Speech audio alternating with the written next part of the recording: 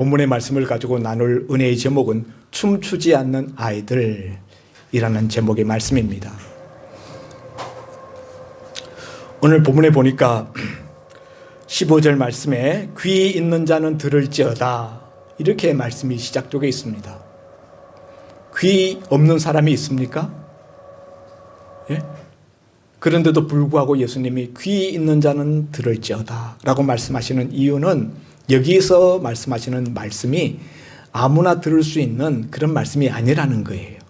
그냥 우리 물리적인 그런 소리, 말 이런 것이 아니라 이 말씀 속에 어떤 주님이 말씀하시려고 하는 영적 진리가 들어있는 그런 말씀이기 때문에 그 말씀을 들을 수 있는 영의 귀가 있는 사람들만이 들을 수 있다. 영적인 분별력의 귀를 가져야만 들을 수 있다.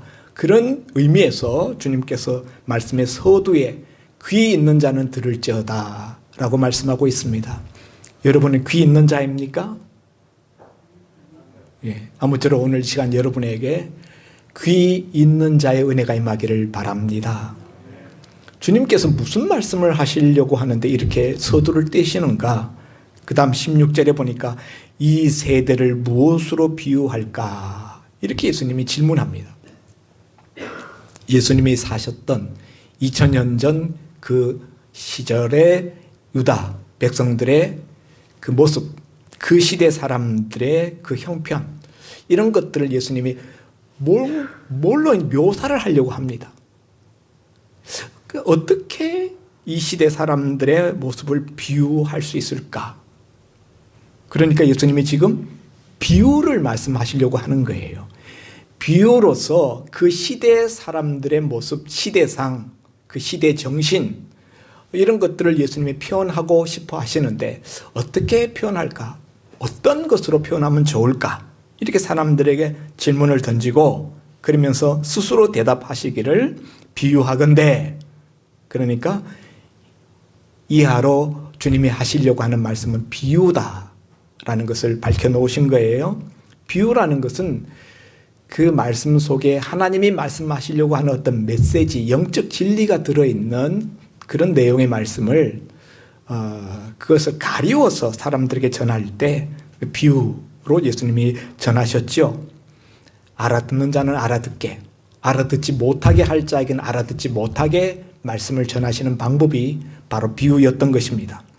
비유하건대 아이들이 장터에 앉아 제 동물을 불러 이르되 우리가 너희를 향하여 피리를 불어도 너희가 춤추지 않고 우리가 슬피 울어도 너희가 가슴을 치지 아니하였다 함과 같도다.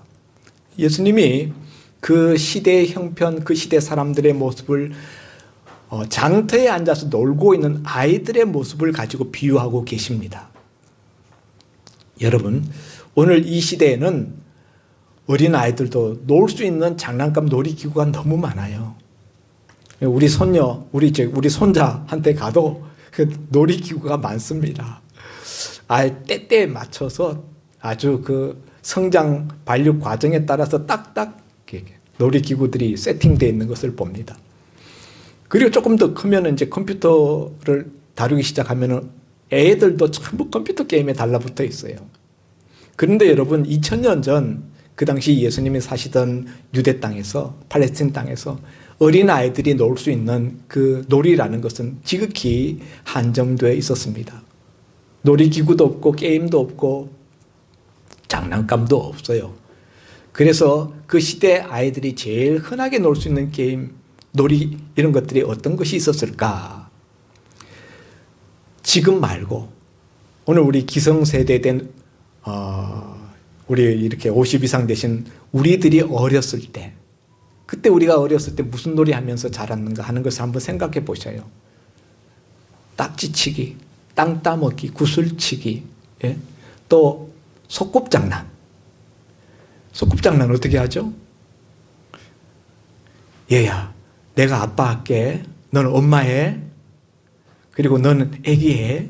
그래가지고 우리 소꿉장난 놀이 하자. 그러면은 이제 엄마가 어디 가서 조개 껍질 주워가지고 그거 가지고 거기에다가 모래를 담아가지고 여보 진지 드세요, 밥 드세요.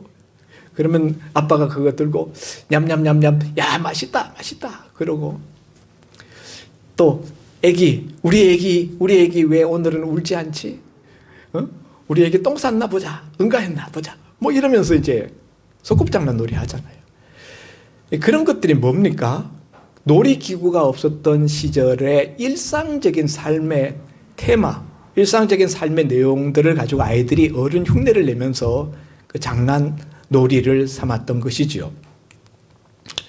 예수님 당시도 마찬가지예요. 아이들이 그들 삶의 속에, 어른들의 삶 속에서 일어나는 어떤 광경들, 그런 모습을 보고 그걸 가지고 놀이로 전환을 시켰는데, 오늘 본문에 보면 아이들이 이렇게 놀이를 합니다.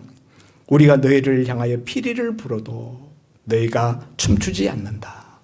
피리를 부는 놀이, 그리고 피리를 불면 춤을 추는 놀이. 그 놀이가 뭘까요? 이제 우리는 이 표현을 들으면 선뜻 무슨 내용인지 잘 피부에 와 닿지 않지만, 그 당시 사람들은 예수님의 이 말씀을 들으면 이것이 무슨 놀이인지를 단번에 알 수 있었어요. 그건 뭐냐면은 바로 결혼식 놀이예요. 당시 팔레스타인 지역에서는 결혼식이 벌어지면은 축하하기 위해서 피리를 연주했어요. 예. 그리고 그 피리 소리에 맞춰서, 그 음악에 맞춰서 사람들이 춤을 췄다. 결혼식 즐거운 춤을 추었습니다. 그 당시의 결혼식은 오늘 우리 시대의 결혼식과는 굉장히 많이 달랐죠. 오늘 우리나라에서 결혼식은 30분에서 1시간 사이에 뚝딱 해치웁니다. 그렇지만은 팔레스타인에서 이스라엘 사람들의 결혼식은 일주일 내내 계속되었어요. 그러니까 어느 집에서 결혼 잔치가 베풀어진다 그러면 온 동네 잔치였습니다. 아이들이 얼마나 신났겠습니까? 그 결혼식의 그 흥겨운, 그 즐거운 그 분위기를 한번 맛보기 위해서 아이들이 결혼식 놀이를 하는 거예요. 그래서 얘들아, 우리 심심하니까 우리 결혼식 놀이 할까? 그래가지고는 내가 피리를 불게. 그럼 너희들 알지?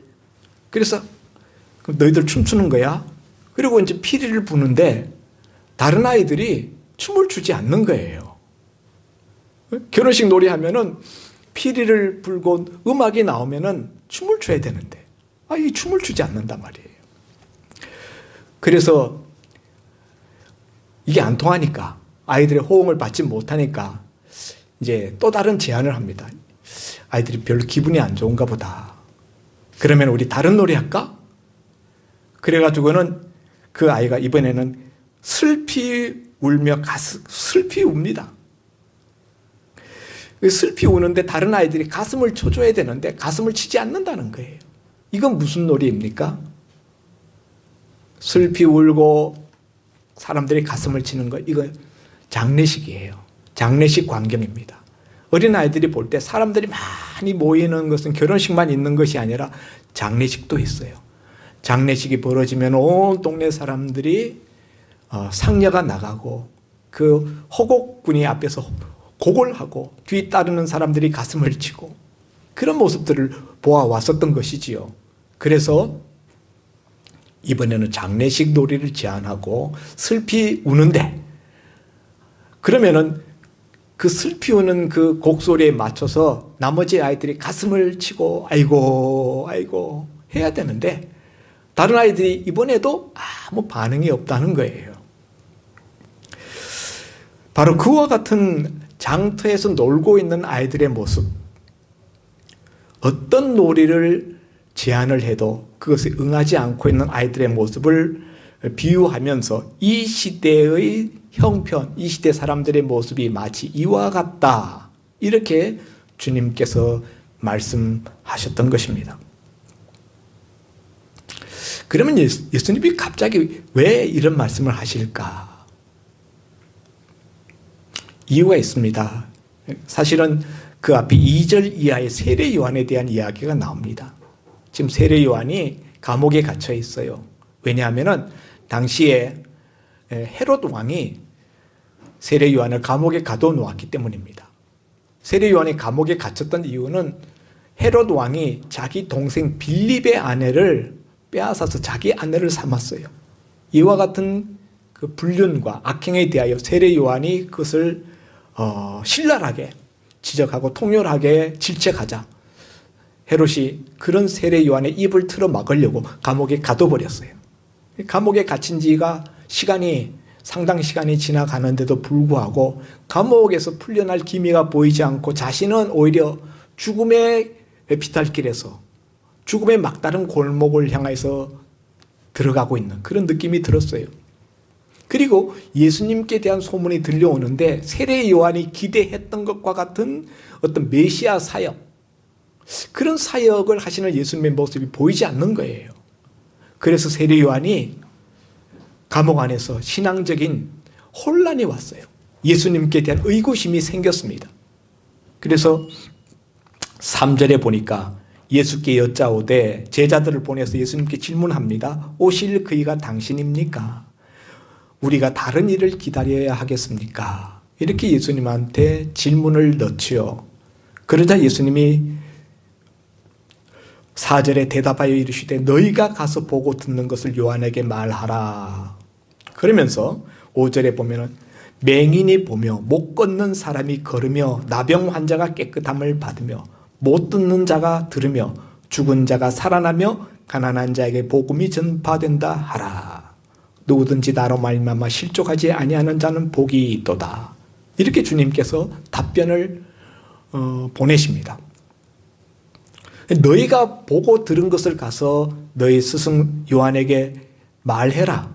그러면서 예수님이 하신 일, 너희가 본 것, 곧 내가 맹인의 눈을 뜨게 한 것, 못 걷는 사람을 걷게 한 것, 나병 환자를 깨끗하게 고친 것, 그 다음에 못 듣는 자, 귀머거리의 귀를 열어서 듣게 한 것, 심지어 죽은 자를 살린 것, 그리고 가난한 자에게 복음이 전파되는 것, 이런 것들이 그동안에 너희들이 보고 내가 행한 일 아니냐, 이것을 가서 너희 스승 요한에게 증거해라. 이렇게 예수님이 말씀하셔요. 예수님이 말씀하신 이 5절에 예수님의 그 사역, 예수님이 행하신 일들은 사실은 이사야 선지자가 이사야서에서 오실 메시아의 모습을 미리 예언한 말씀들 중에 나오는 내용들입니다.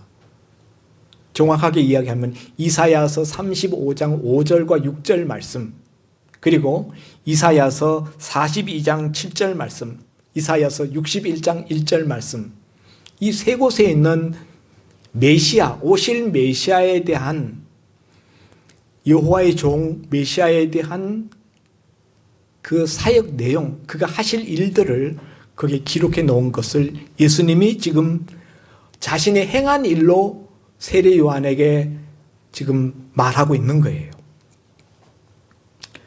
이 주님의 5절에 주님이 하신 일들에 대한 이 보고를 세례 요한이 들었을 때 예수님에 대해서 혼돈하고 있던 세례 요한이 어떻게 됐을까요?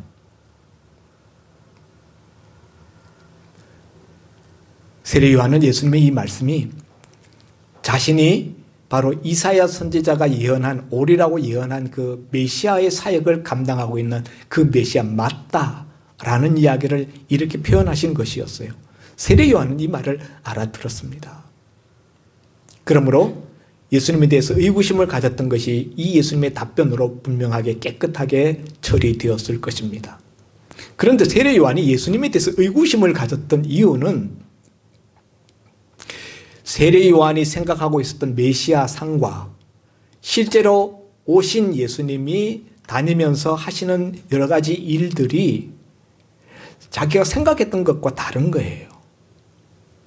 세례 요한은 예수님이 구약시대 선지자 중에 가장 큰 선지자요, 여자가 낳은 자 중에 가장 큰 자다라고 말씀하셨고 칭찬했지만은 그럼에도 불구하고 그는 그 시대의 아들이었습니다.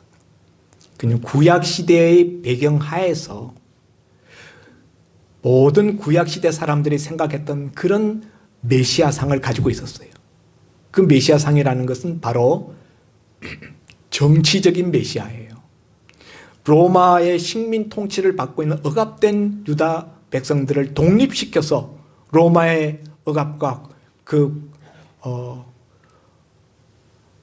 착취 속에서 독립시켜서 옛 다윗 제국의 영광을 재현시켜 줄 수 있는 정치적인 메시아, 또 영광스러운 메시아입니다. 영광의 메시아예요.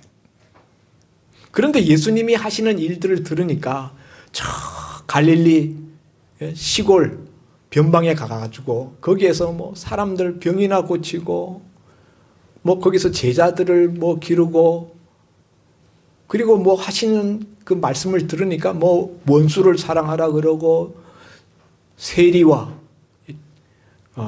죄인들의 친구로 지내시고, 이런 예수님의 모습을 볼 때 이 양반이 지금 이 유다 나라를 로마로부터 독립시키고 메시아 왕국을 일으킬 그 메시아가 맞는가?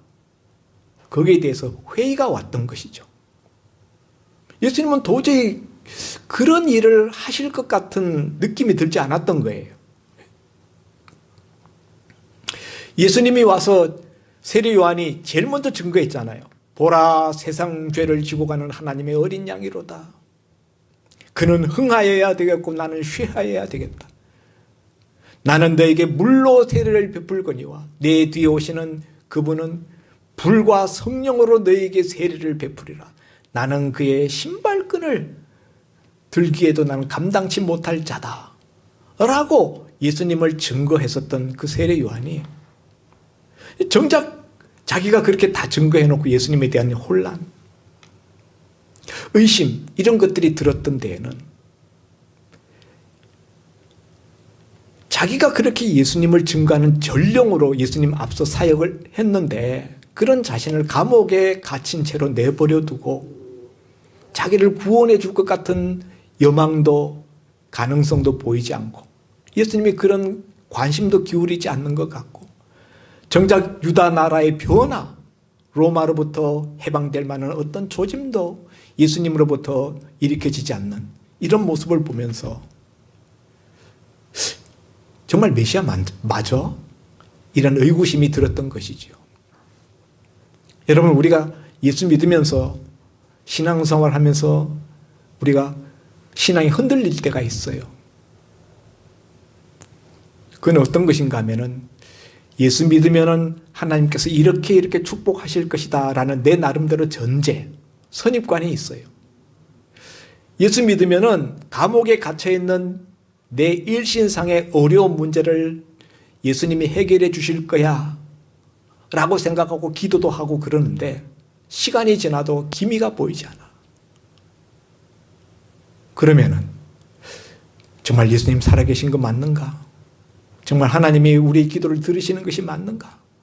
우리 신앙에 흔들림이 오는 것이지요. 세례 요한 같은 대단한 인물도 그런 흔들림이 왔다는 거예요. 왜요? 예수님을 자기의 선입관을 가지고 또 자기의 형편, 자기의 감옥에 갇혀있는, 그리고 자기를 구출해 줄 것이라는 그런 기대 속에서 자기 문제 중심으로 예수님을 바라보았기 때문에 예수님이 자기를 구출해 줄 것 같지가 않은 거예요. 그래서 메시아가 맞는지 의구심이 들었던 것입니다. 참 예수님의 이 5절에 세례요한의 제자들에게 주신 답변에도 보면은 감옥에 갇힌 자를 감옥에서 해방시켜 준다는 말씀은 없어요. 이사야서에 이사야 35장 5절 6절 그리고 이사야서 42장 7절에 있는 말씀들을 주님이 하시는데, 이사야 42장 7절에 보면은 무슨 말씀이 있는가 하면은 이사야 42장 7절에는 감옥에 갇혀 있는 자를 제가 한번 읽어 드리겠습니다. 이사야 42장 7절, 주의 종의 모습에 대해서 기록하고 있는데, 내가 눈먼 자들의 눈을 밝히며, 메시아 사인의 첫 번째 표징이 앞을 보지 못하는 맹인의 눈을 뜨게 하는 것이라고 말씀드렸죠. 이거는 이사야서 35장 5절에도 맨 첫 번 나옵니다. 맹인의 눈을 뜨게 한다는 것. 두 번째로 보니까 여기 42장 7절에 갇힌 자를 감옥에서 이끌어내며 흑암에 앉은 자를 감방에서 나오게 하리라. 여기 갇힌 자를 감옥에서 이끌어내는 것이 메시아 사역으로 소개되고 있는데, 눈먼 자 눈을 밝힌 것은 말씀하시면서 감옥에 갇혀 있는 자를 이끌어낸다라는 요 말씀은 오늘 마태복음 11장 5절에서 주님이 쏙 빼놓고 있는 거예요. 세례 요한의 입장에서 그 말씀이 제일 듣고 싶은데 주님이 그 말씀을 싹 빼. 얼마나 야속하고, 이 메시아는 분명히 감옥에 갇힌 자를 이끌어낸다고 했는데 내가 주님을 증거하다가 주님의 말씀 선포하면서 내가 정의를 부르짖다가 이렇게 감옥에 갇혔는데 나를 왜 감옥에 계속 내버려 두나? 저분이 메시아 맞나? 여러분, 자기 중심적으로 우리가 판단할 때 성경에 있는 말씀이긴 하지만은 그 말씀을 자기 중심적으로 채용하게 될 때 우리가 신앙적인 혼란과 그리고 낙심에 빠지게 된다는 사실이에요. 어쨌든 이런 일이 있고 난 다음에 주님께서 세례 요한을 사람들에게 칭찬하십니다. 여자가 낳은 자 중에 가장 큰 자다. 그리고 주님이 그 다음에 이 세대를 무엇으로 비유할고 하면서 그 시대에 대한 비유의 말씀을 하고 있는 거예요. 그러니까 세례 요한 이야기와 주님이 지금 말씀하고 있는 이 세대에 대한 비유의 말씀이 연관성이 있습니다. 주님이 밑도 끝도 없이 이 세대를 풍자하는 비유의 말씀을 하신 것이 아니라 세례 요한 이야기, 세례 요한 그의 모습을 예수님의 마음속에 지금 새기면서 이 말씀을 하고 계시는 거예요. 자, 지금 장터에 놀고 있는 아이들은 두 가지 놀이를 하고 있다. 인생을 대표하는 두 가지죠. 결혼식과 장례식. 결혼식에서는 피리를 불고 춤을 추지만 장례식에서는 곡을 하고 가슴을 칩니다. 그런데 사실은 이 두 놀이에서 나오는 이 결혼식 놀이와 장례식 놀이가 세례 요한과 예수님의 사역을 상징적으로 나타내고 있다는 거예요. 세례 요한은 어떤 사람입니까? 예수님이 오시기 직전에 먼저 나와서 오실 예수님의 길을 사람들에게 예비시켰던 광야의 선지자, 광야에 외치는 자. 원래 세례 요한은 그 가문이 제사장 가문이에요. 제사장, 아버지가 제사장이고, 그러면 그 아들도 자동으로 제사장입니다. 아론의 후손이죠. 그런데 그 제사장은 편안하게 살았어요.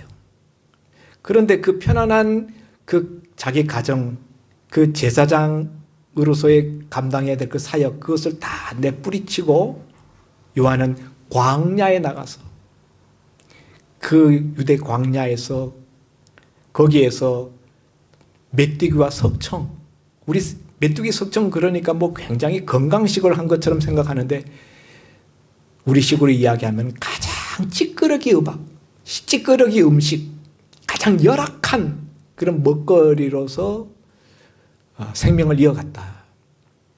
그리고 굴 속에서 짐승처럼 그렇게 살았습니다. 금욕적인 삶을 살았어요. 그런 세례 요한은 사람들에게 나가서 메시지를 증거할 때에 회개하라 천국이 가까웠느니라 도끼가 이미 나무 뿌리에 놓였으니 누구든지 회개에 합당한 열매를 맺지 아니하면은 찍혀 불에 던져 불살라지게 된다 라는 회개와 심판의 메시지를 증거했습니다. 여러분, 요한이 왜 그런 안락한 제사장 가문의 삶을 뿌리치고 열악한 그런 삶을 살았는가? 그가 증거하는 메시지와 관계가 있어요. 구약의 선지자들은 자기가 전하는 그 메시지와 걸맞게 자기의 삶을 살았습니다. 예를 들면 호세아 선지자는 그 당시 부패한 북이스라엘 백성들, 그래서 우상 숭배에 빠져 있는, 영적으로 남편 대신 하나님을 버리고 우상에게 쫓아다니는 간음한 그런 아내와 같은 이스라엘 백성들의 모습을 통렬하게 지적하면서 하나님의 심정을 대변하기 위하여서 하나님이 창녀 고멜에게 장가가게 하셨어요. 아내를 얻었는데 창녀를 아내로 얻게 하셨다는 것이죠. 그리고 이 아내가 쉬떡하면 남편 버리고 나가서 외간 남자와 간음을 합니다. 그러므로 선지자 호세아가 가서 또 그 아내를 빚을 주고 빚을 갚아주고 데려오고 얼마 지나지 않으면 또 나가요. 그러면서 그 애간장이 탁 녹아버리는 호세아의 그 가정적인 비극, 그 고통당하는 그런 그 고통을 호세아에게 안기면서 여호와 하나님을 배신하고 우상 남편을 따라다니는 이스라엘 백성들의 모습을 하나님의 심정을 가지고 하나님이 주시는 말씀을 대변하게끔 하셨던 것이죠. 그런 점에서 세례 요한의 삶 또한 다르지 않습니다. 요한의 삶은 한마디로 이야기하면 장례식장에 서서 증거하는 메시지와 같은 거예요. 너희 앞에 하나님의 심판, 하나님의 진노의 도끼가 놓였으니 너희가 회개하라. 너희가 울고 통회하고 하나님께로 돌아와야 된다.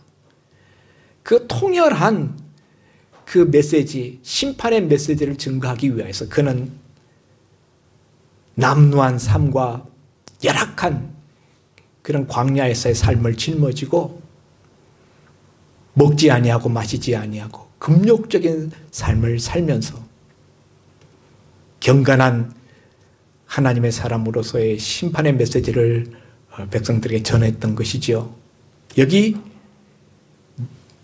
장례식 놀이를 하는데도 불구하고 호응하지 않는 그 아이들, 그것은 바로 당시 세례 요한의 그 통렬한 메시지를 들었음에도 불구하고 거기에 아무 반응을 보이지 않았던 그 시대 백성들의 모습을 비유한 거예요.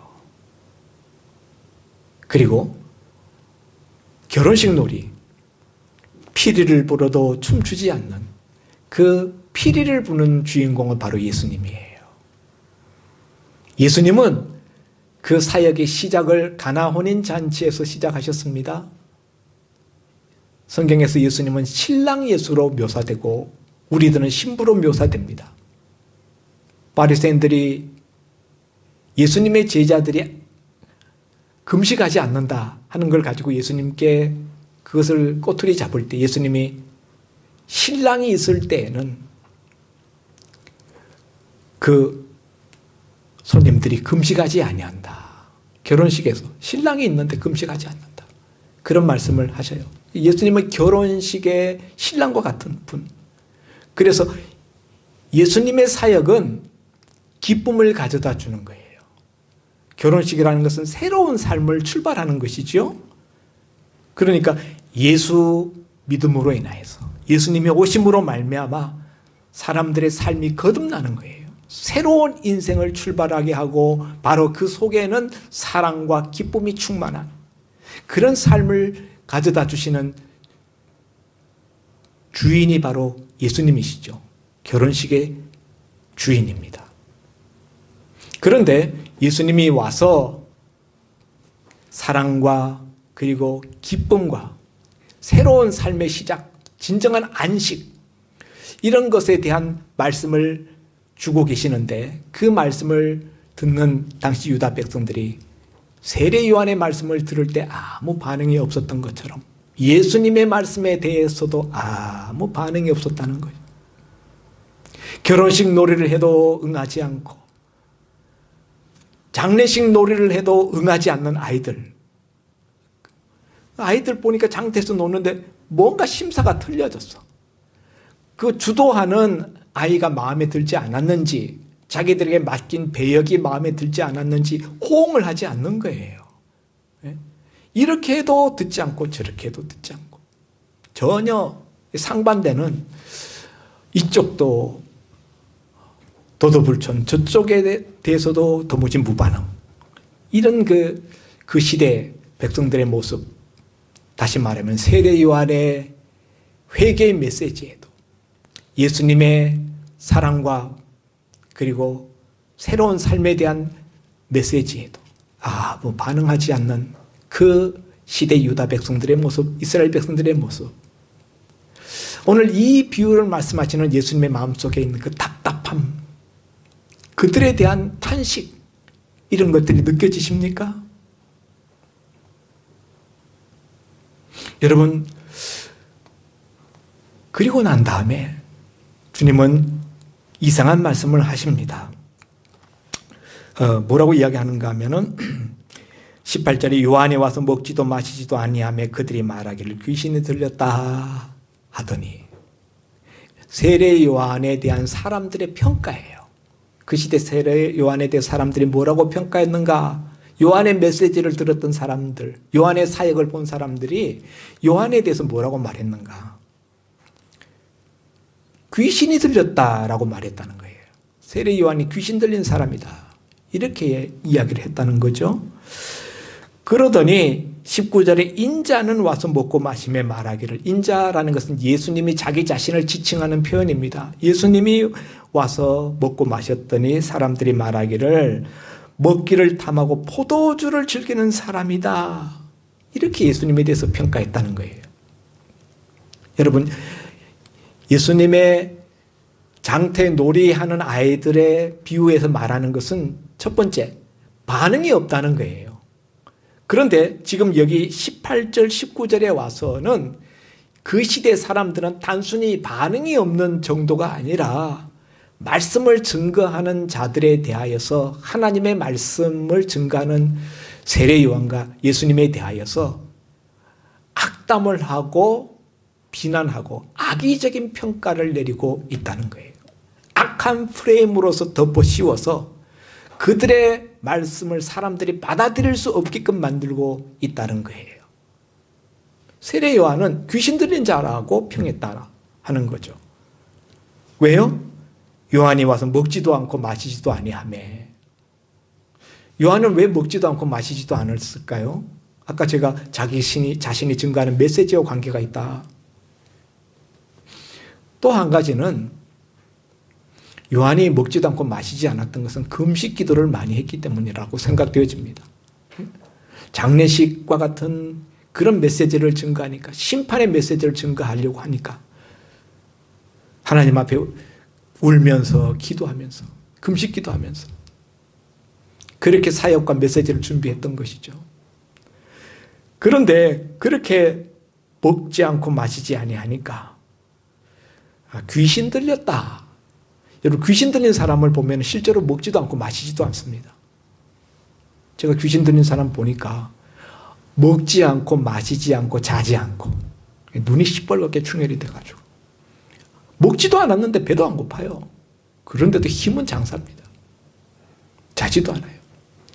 세례 요한이 먹지도 않고 마시지도 않고 그러니까 귀신 들렸다고 그걸 뒤집어 씌웠어요. 전혀 다른 성격이죠. 금식 기도하고 하나님 앞에 경건한 그 삶의 자세를 유지하기 위해서. 그래서 먹지도 않고 마시지도 않는데, 이 먹지도 않고 마시지도 않고라는 이 표현 속에는 사람들과의 교제를 안 했다는 거예요.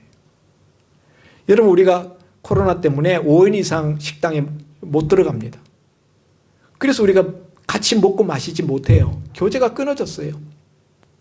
먹는다라는 거, 같이 먹고 같이 마신다라는 건 교제를 의미하는데, 세례 요한은 광야에서 혼자 살았어요. 동굴에서.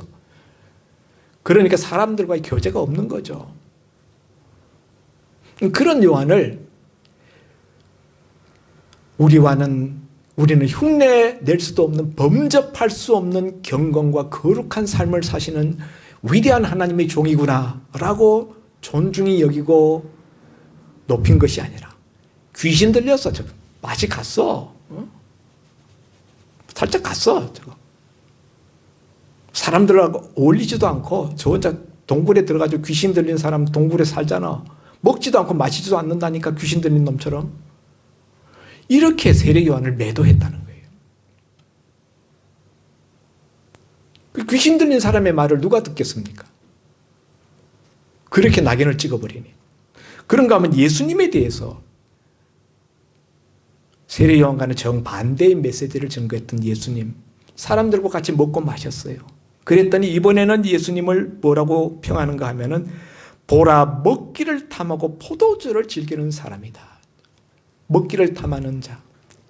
식탐이 식탐이 대단하다. 예?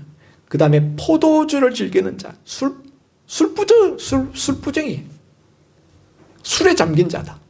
이렇게 예수님에 대해서 악평을 합니다. 예수님은 그냥 먹고 마셨을 뿐인데, 뿐만 아니라 세리와 죄인의 친구로다. 이렇게 예수님을 평합니다. 예수님이 세리 마태를 제자로 불렀을 때 마태의 집에서 잔치를 베풀고 예수님이 거기 초대되었고 세리였던 마태의 친구들이 그 집에 와서 같이 예수님과 상에 앉았어요. 그걸 가지고 지금 세리와 죄인들의 친구다. 이렇게 평하죠.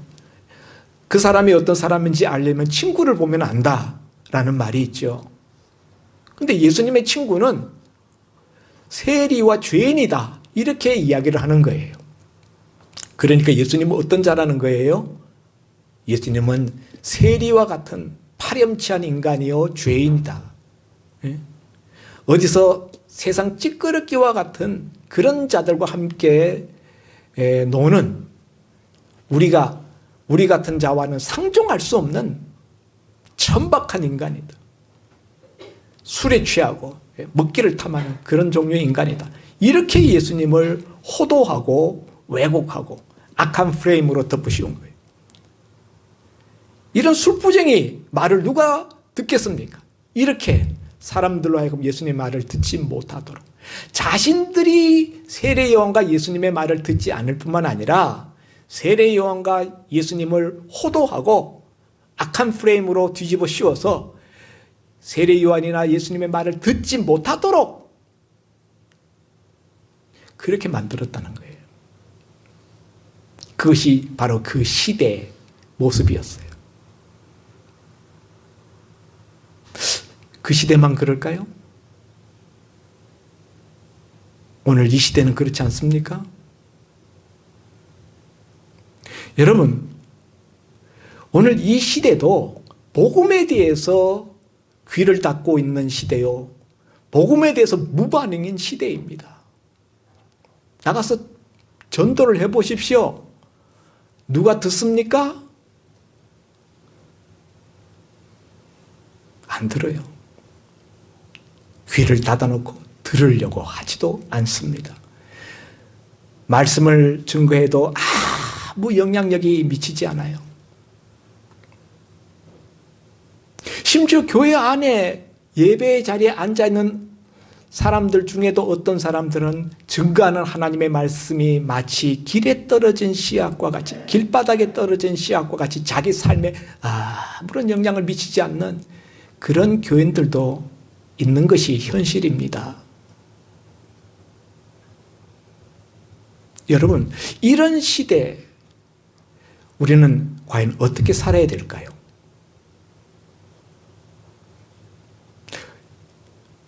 이런 시대에 여러분은 어떻게 하시겠습니까? 주님이 답을 주고 계십니다. 맨 마지막 19절 끝입니다. 지혜는 그 행한 일로 인하여 옳다함을 얻느니라. 이게 무슨 말씀이죠? 지혜는 그 행한 일로 인하여 옳다함을 얻는다. 분명히 우리 한글인데, 우리 말인데 10번을 읽어도 무슨 말인지 잘 이해가 안 가요. 어려운 말씀입니다. 그런데 여러분, 만일 이 예수님의 이 비유의 말씀을 하는 현장에 세례 요한이 만일 찾아왔다면은 예수님은 이 비유의 말씀을 하신 다음에 지혜는 그 행한 일로 인해 옳다함을 얻느니라 라는 말씀을 하시면서 이렇게 말씀하셨을 것 같아요. 요한아, 세상이 내 마음대로 돌아가지 않는다고 해서 내 일신상의 어려운 문제들이 내가 원하는 대로 풀리지 않는다고 해서 내가 낙심하지 말아라. 내가 옳은 일을 행하였다면은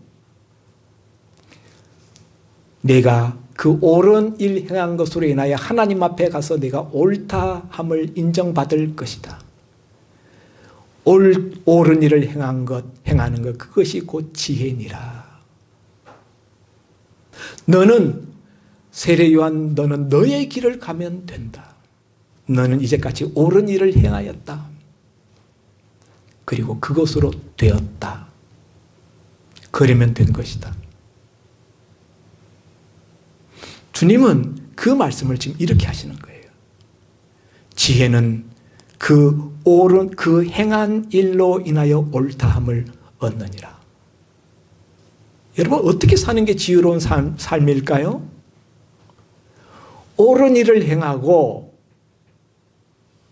세상이 어떻게 돌아가든지 간에, 내 삶의 문제가 어떤 지경에 이르렀든지 간에, 내가 옳은 일을 행하고 하나님 앞에 옳다함을 인정받으면 그것으로 된 거예요. 그게 지혜로운 삶이에요. 아멘입니까?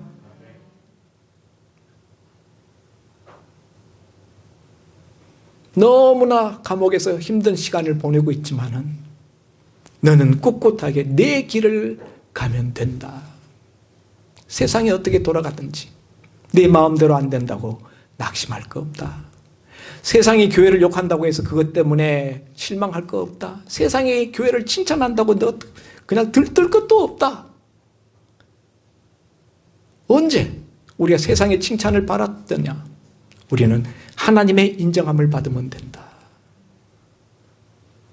여러분, 전도 해도 안 됩니다.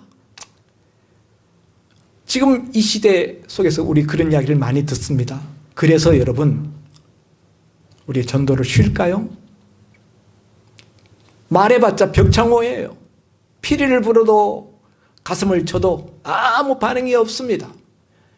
이런 무반응의 시대 속에서 과연 우리가 말씀을 증거하고 복음을 전하는 것이 무슨 소용이 있는가? 그래서 우리가 낙심하고 우리가 잠잠히 있을 것인가? 아니라는 거예요. 아니라는 거예요. 세례 요한이 옳은 말을 증거하다가 자신이 감옥에 갇혀서 그 실망해서 신앙을 버렸습니까? 아니요. 그는 끝까지 믿음을 지키고 순교했습니다. 예수님이 사람들에게 복음을 증거했지만 사람들이 듣지 않습니다. 받아들이지 않습니다. 받아들이지 않는 정도가 아니라 오히려 예수님을 배척했습니다. 그래서 예수님이 하나님 나라 증거하는 것을 포기하셨습니까? 아니요.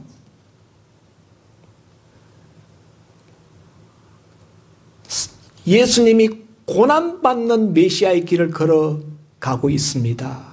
고난받는 메시아에 대하여서 제자들에게도 수차 말씀하셨습니다. 그렇지만 사람들은 이해하지 못했고 주님의 제자들조차도 고난받는 메시아에 대해서 알지 못했습니다. 알려고 하지 않았어요. 그래서 예수님이 십자가 지는 것을 포기하셨습니까? 그래서 예수님이 십자가 길 가는 것을 중도에 그만두셨습니까? 아니요. 주님은 끝까지 꿋꿋이 자기의 길을 가셨습니다. 하나님이 자신에게 맡긴 사명의 길, 신앙의 길, 옳은 길, 마땅히 행해야 될 그 길을 주님은 행하면서 끝까지 꿋꿋하게 자기 길을 가셨어요. 여러분, 오늘 우리 사는 이 시대 또한 패역한 시대입니다. 복음에 대해서 귀를 닫고 반응을 보이지 않는 시대입니다. 그렇다고 해서 우리가 잠잠해야 되겠습니까? 그들의 비위를 맞추기 위해서 우리가 아무 말도 안 하면 되겠습니까? 아니요. 지혜는 그 행한 일로 인하여 옳다 인정함을 받습니다. 하나님 앞에 옳다 인정함을 받는 그것만이 우리의 마음 두시기 바랍니다. 근데 여러분, 패역한 시대 속에서 우리가 이렇게 믿음의 길, 신앙의 길을 꿋꿋하게 가기 위해서는 굳은 심지가 필요합니다. 그런데 여러분, 그렇다고 해서 우리가 냉혹한 사람이 되어야 된다는 말은 아니에요. 우리가 자칫 이런 싸움, 이 꿋꿋한 이런 그 영적 신앙적인 이런 삶의 길을 우리가 가다 보면 잘못하면 우리 마음이 너무 냉혹해질 수가 있어요. 피리를 불어도 가슴을 치며 울어도 움직이지 않는 냉혹한 사람이 되어서는 안 됩니다. 주님이 이 지금 아이들 결혼식 놀이, 장례식 놀이를 통해서 말하는 또 한 가지는요, 우리는 로마서 12장에 사도 바울이 로마서 12장 15절에 즐거워하는 자들과 함께 즐거워하고 우는 자들과 함께 울라 라고 말씀하셨던 것처럼,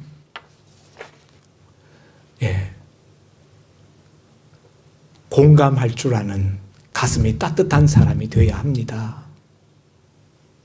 우리가 꼿꼿하게 세파 속을 뚫고 나가는 기백과 힘이 있어야 되지만, 그렇다고 해서 우리가 냉혹하면 안 돼. 가슴이 냉혹하면 안 돼요. 가슴속에 눈물이 있고 주님으로 인한 기쁨과 즐거움이 있는, 감정이 살아있는 그런 사람이 되어야 합니다. 여러분, 우리가 예수 믿고 은혜 받으면 제일 먼저 달라지는 게 뭡니까? 예수 믿고 저 은혜 받으니까 그렇게 눈물이 많아지더라고요. 찬송을 1절부터 끝까지 제가 다 불러낼 수가 없더라고요. 눈물. 이 시대에 눈물이 다 말랐어요. 사람들의 마음이 화석처럼 굳어졌습니다. 여러분, 어떻게 해야 됩니까? 은혜 받아야 돼. 은혜 받으면은 메말랐던 감정이 회복되어집니다. 정상들이 아니에요. 사람들의 감정이 다 메말라지니까 뉴스가 무시무시한 살벌한 뉴스들만 도배가 되고 있습니다. 사랑하는 성도 여러분, 오늘 우리는 하나님의 말씀을 들을 때 첫째, 반응할 수 있는 사람이 되어야 합니다. 그 시대 사람들은 영적으로 다 죽어있고 영적으로 식물인간, 영적 침체가 견고화, 화석화되어 가지고 들어도 무슨 소리인지 반응하지도 못하고 반응할 수도 없어. 딱딱한 콘크리트화된 길바닥같이 되었어. 우리 주님이 우리 심령을 보고 탄식하지 않도록 몸부림쳐야 됩니다. 은혜 받을 수 있도록 몸부림쳐야 됩니다. 내 가슴속에 눈물이 말랐으면, 십자가를 바라보는데도 눈물이 흐르지 않는다면 가슴을 치며 통곡하며 몸부림쳐야 합니다.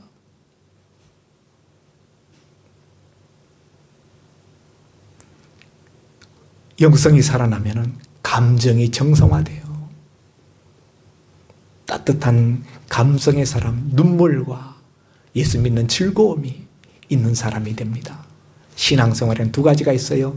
결혼식과 장례식이 다 있습니다. 우리 예수 믿으면서 처음에 자아가 죽는, 세상과 죄에 대해서 죽는 장례식을 치러요. 세례가 그것이죠. 예수 믿고 거듭나면 예수님과 더불어 새로운 신부의 삶을 살아가는 즐거움이 우리에게 도래합니다. 장례식이 먼저요, 결혼식의 즐거움이 나중입니다. 여러분에게 이 두 가지가 다 있어야 합니다. 두 가지가 다 있습니까? 네. 아무쪼록 저와 여러분이 춤추지 않는 아이들, 오늘 이 시대에는 춤추지 않는 아이들, 자기들은 어른들이라고 소리치지만 다 주님 보실 다 애들이에요. 네. 춤출 줄 모르는, 춤추지 않는 아이들. 이 시대 속에서 영적 침체를 깨고 살아있는 심령이 되어서, 우리 하나님은 산자의 하나님이십니다. 살아있는 저와 여러분, 주님의 말씀에 화답하고 주님의 말씀에 아멘, 아멘 외칠 수 있는 저와 여러분이 될 수 있기를 주의 이름으로 축원드립니다. 기도합니다. 하나님 아버지, 듣는 영의 귀가 닫혀 있어서 영적 감각이 없으므로 영적 침체가 굳어지고 영적 질병 속에서 주님의 말씀에 도무지 반응할 줄 모르는 이 시대 가운데서 탄식하는 주님의 음성을 듣습니다. 귀 있는 자는 들을지어다. 과연 오늘 우리에게 듣는 귀가 열려 있는지 자신을 돌아보게 하시고, 피리를 불어도 슬피 울어도 반응할 줄 모르는 무뎌지고 화석화된 우리의 감정이라면 주님 앞에 몸부림치며 잃어버린 회개의 눈물을 회복하게 하시고 십자가의 감격의 눈물을 다시 회복할 수 있도록 주님, 우리 둔탁한 심령의 성령으로 쟁기갈아 주시옵시고 우리를 새롭게 하여 주옵소서.